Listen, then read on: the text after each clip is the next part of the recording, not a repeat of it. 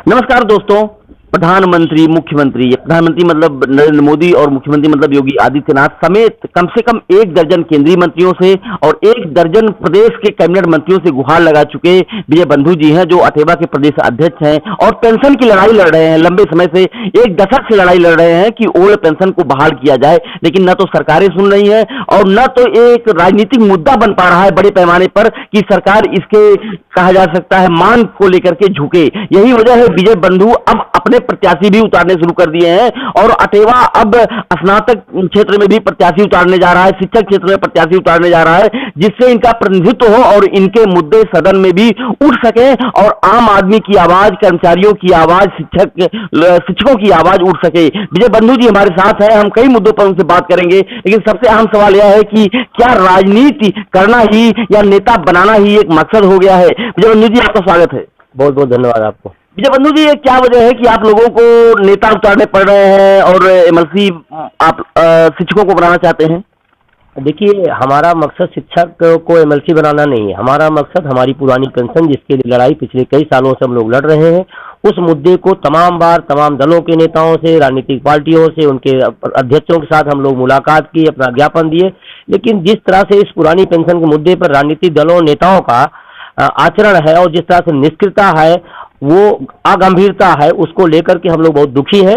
और इसी सिलसिले में हमारी तमाम सारे लोगों का विचार आया कि हम लोग क्यों ना अपने लोगों को सदन भेजें जो पेंशन विहीन हो और जाकर हमारी बात वहां रखे। इसलिए हम लोगों ने फैसला किया कि पेंशन विहीन लोगों को, सेवारत लोगों को हम सदन में भेजेंगे। वर्तमान में क्या दिशा है आपके इस पेंशन आंदोलन की?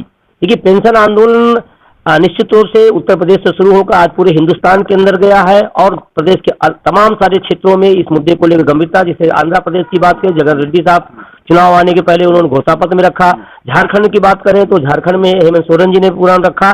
हाँ, मांग पत्र हमारी उन्होंने रखा, गंभीरता से लिया चुनाव तक। उसके बाद फिर और जो वहां पर हम लोग जो उम्मीदें थी कि नहीं हमारे साथ पक्ष में निर्णय जाएगा, अभी तक फिलहाल आंध्र प्रदेश और झारखंड का जो रिजल्ट है वो उतना पॉजिटिव नहीं है और इसीलिए दिल्ली का जो घोषणा हुई, दिल्ली तो अपना आम आदमी पार्टी ने काम किया, लेकिन एलजी साहब वहां रोके बैठे हुए हैं। तो इस सब को देखते हुए ऐसा लगा कि नहीं, हम लोगों को भी अब कोई रास्ता और बदलना पड़ेगा जिससे हम अपने मुद्दे की तरफ आगे बढ़ पाए।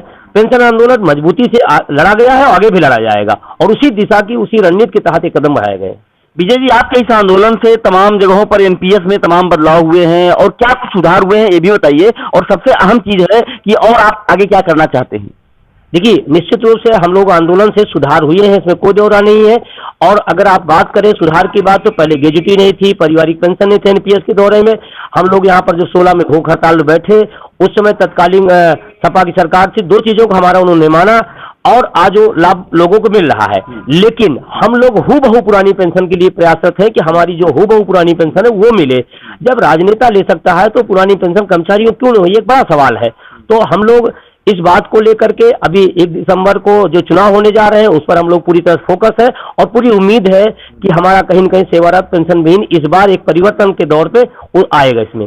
विजय जी, राजनीतिक दलों से आप लोग गुहार लगाते रहते हैं और अपने मुद्दे की बात करते रहते हैं, कर्मचारियों की बात करते रहते हैं, तो क्या इन लोगों से कोई समर्थन नहीं मिल पाता है क्या आप लोगों को?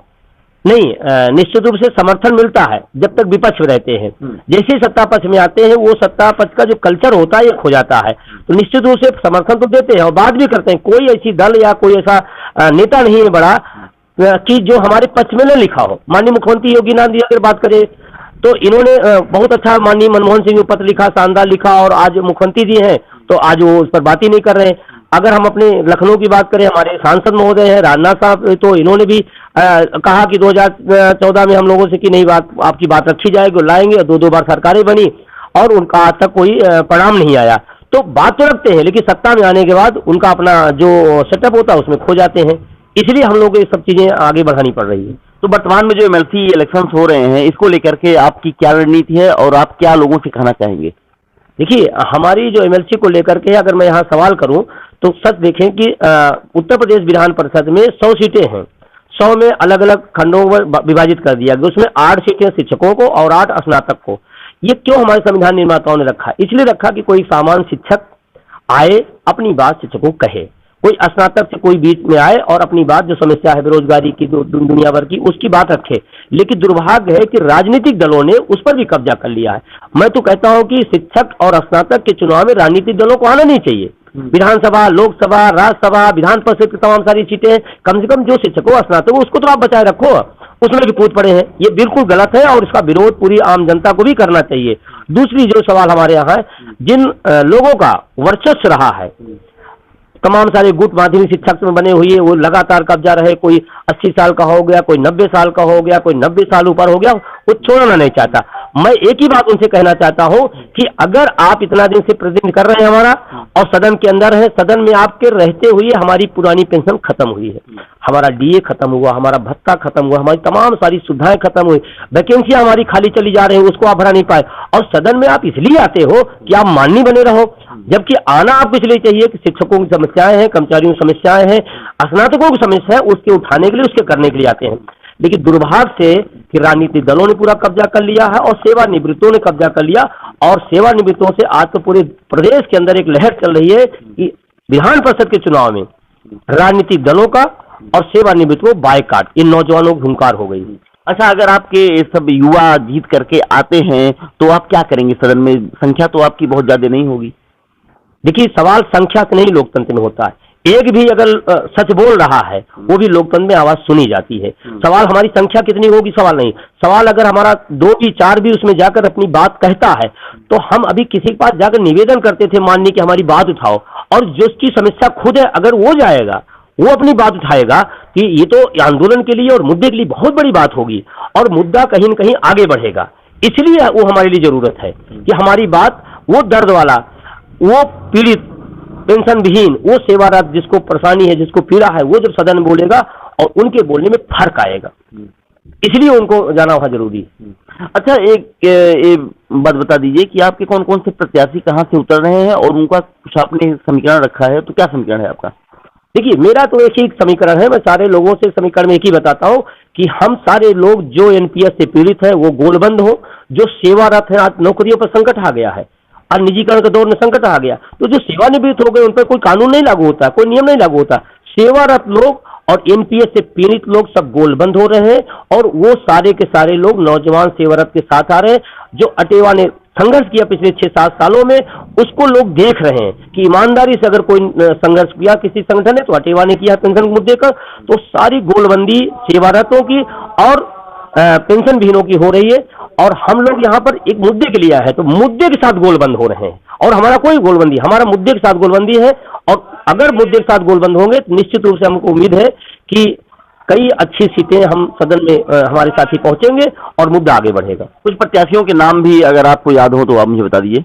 जैसे मैं आपको बताऊं, जैसे गोरखपुर फैजाबाद से राजीव यादव जी लड़ रहे हैं।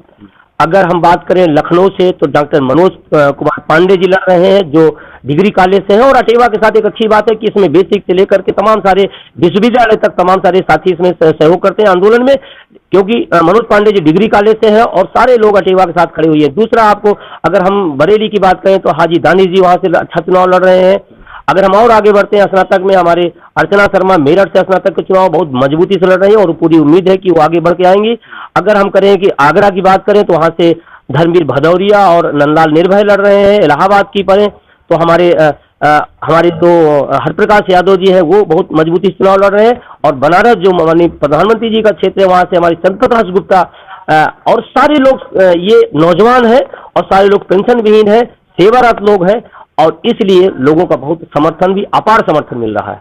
विजय जी, अगर ये लोग चुनाव जीतते हैं तो इस आपके पेंशन आंदोलन पर क्या असर पड़ेगा? बहुत अच्छा सवाल आपने पूछा।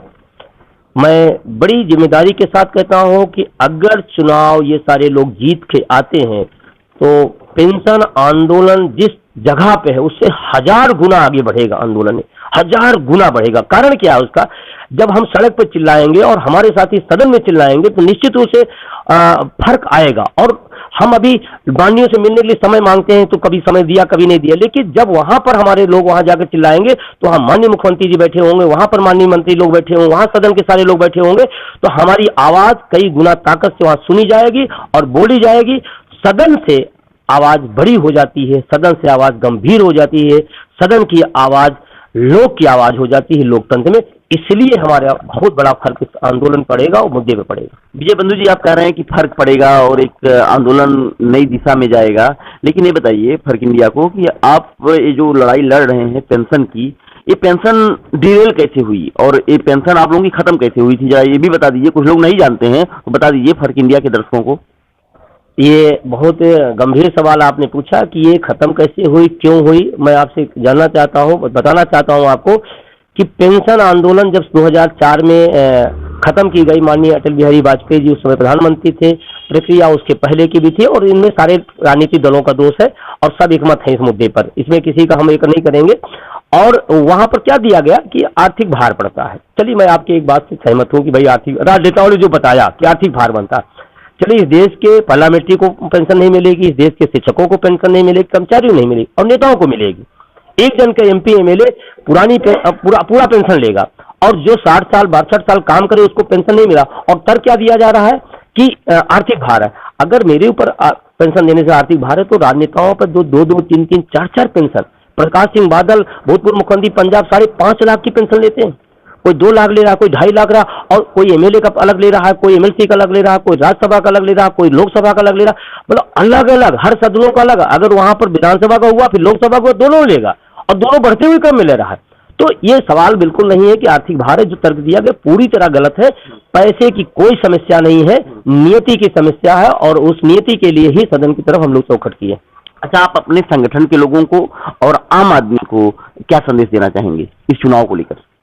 मैं तो सारे अपने साथियों से, जो भी वोटर है, सपोर्टर है, मैं एक ही बात कहना चाहता हूँ कि सारी चीजें भूल करके, सारी चीजें छोड़ करके, गुट, कौन नेता, कौन धारा, कौन जात, कौन धर्म, बिल्कुल छोड़ करके सिर्फ एक चीज ध्यान रखें कि बुढ़ापे की लाठी अगर मिलेगी ओपीएस तो हमारे काम आएगी, न गुट काम आएगा, नेता काम आएगा, न जाति काम आएगी। काम आएगी तो आपकी पुरानी पेंशन काम आएगी और इसके लिए अटेवा दिन रात संघर्षरत है। तो सारे लोगों से मैं निवेदन करना चाहता हूं कि एक बार सारी चीजें छोड़ करके मुद्दे की राजनीति पे आ जाए और मुद्दा जीतेगा तो फिर आप जीतेंगे। और इसीलिए मैं सबसे कहता हूं कि जो युवा है, सेवारत है, पेंशनविहीन है, अटेवा के तमाम सारे समर्पित साथी हैं, उनको आप चुनाव जिताइए, उसका असर पड़ेगा। और जो लोग हैं, जो लोग पुरानी पेंशन के अंदर हैं, बहुत सारे हमारे साथी बुजुर्ग लोग हमारी पुरानी पेंशन में, मैं उनसे भी कहना चाहता हूँ आपको पेंशन मिल रही है, लेकिन व्यवस्था ऐसी बना दी गई कि आपकी पीढ़ी नहीं है, आपके बच्चा, आपका भाई, आपकी बेटी बाहर जाएगी, तो आपको भी इस आंदोलन में, इस लड़ाई में, इस चुनाव में आपको भी साथ देना पड़ेगा।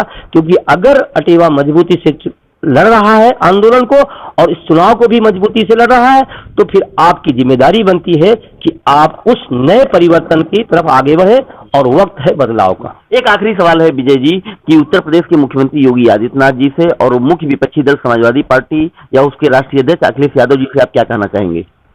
माननीय मुख्यमंत्री जी से मैं निवेदन करना चाहता हूं कि आपने जो पत्र लिखा था, अगर वो पत्र आपने सही में लिखा था, दर्द के साथ लिखा था, हमारी पीड़ा को आपने लिखा था, किसको लिखा था ये बता दीजिए। माननीय मनमोहन सिंह प्रधानमंत्री थे उस समय और उनको माननीय सांसद हैसियत से, गोरखपुर सांसद की हैसियत से आपने लिखा था। आज मुख्यमंत्री हैं, आपको मौका है, आज आप उस अपनी बात को, और कहा गया भाई, मैं देखी बात माननीय मुख्यमंत्री जी कहना चाहता हूँ, रघुकुल रीति सदा चली आई, प्राण जाए पर वचन न जाए।